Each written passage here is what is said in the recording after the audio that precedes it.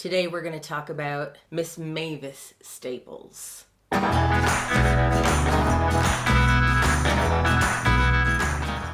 picked up this double album at Southbound Records in Auckland, New Zealand. Now anybody who knows me knows that Mavis is my be-all and end-all when it comes to artists. So it's very, very hard to choose just one album. If you looked through my record collection, probably a quarter of it is Staples singers or Mavis Staples or Pop Staples albums. I even wrote a song about Mavis Staples. I'm that much of a fangirl. On my new album, CHICKABOOM, I cite the holy trinity for me is Mavis, Sister Rosetta, and Mahalia Jackson. Before you ask, yes, I own Aretha Franklin's Amazing Grace album, and it is amazing. And it is the best-selling gospel album of all time. Hot take, still Mavis. I'm sorry, these hoops are giving me attitude. I love all of Mavis's albums for different reasons.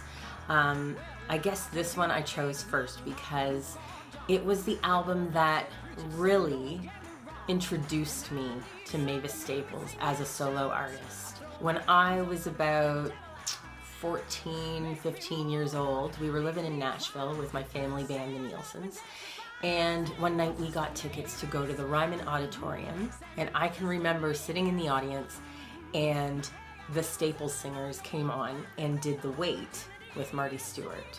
So that's the first time that I got to see Mavis Staples perform live as a teenager.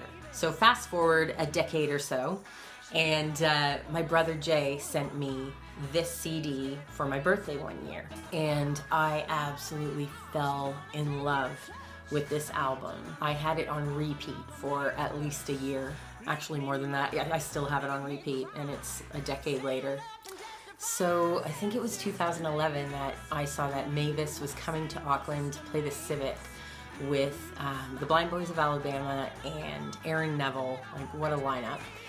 And so I went and saw her perform live as an adult, and that show was life-changing for me. A couple of years ago, I was listening to Mavis's Live at the Hideout album as I was packing up my house. We were getting ready to move, and I was crying because her shows are so moving and powerful, even on record. And I remember saying to God, God, if you take Mavis before I get to meet her, we are gonna have words. Yes, I was giving God attitude, and I wasn't even wearing my hoops that day. I hadn't checked my emails because I'd been busy all day with moving, and so I logged on, and there was an email from a promoter here in New Zealand, Liberty Stage, and they said to me, we're bringing Mavis Staples here in April, and we think you'd be perfect to do support for her. So the moral of the story is God has a soft spot for divas with attitude. For weeks, I was having trouble sleeping, thinking about meeting Mavis. You know, they always say don't meet your heroes because you'll be disappointed. Before we get started here, y'all put your hands together for my friend Tami.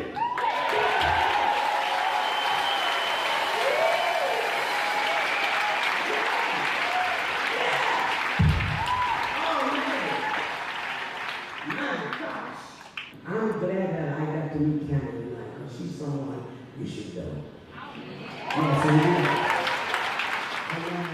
She was everything that I hoped for and more. She was so generous with her time.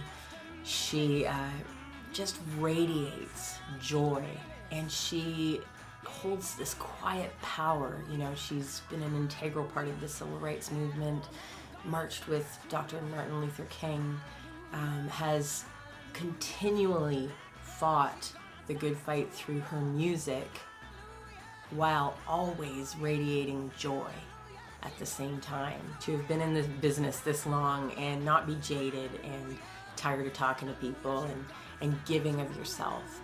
That's how I want to be when I grow up.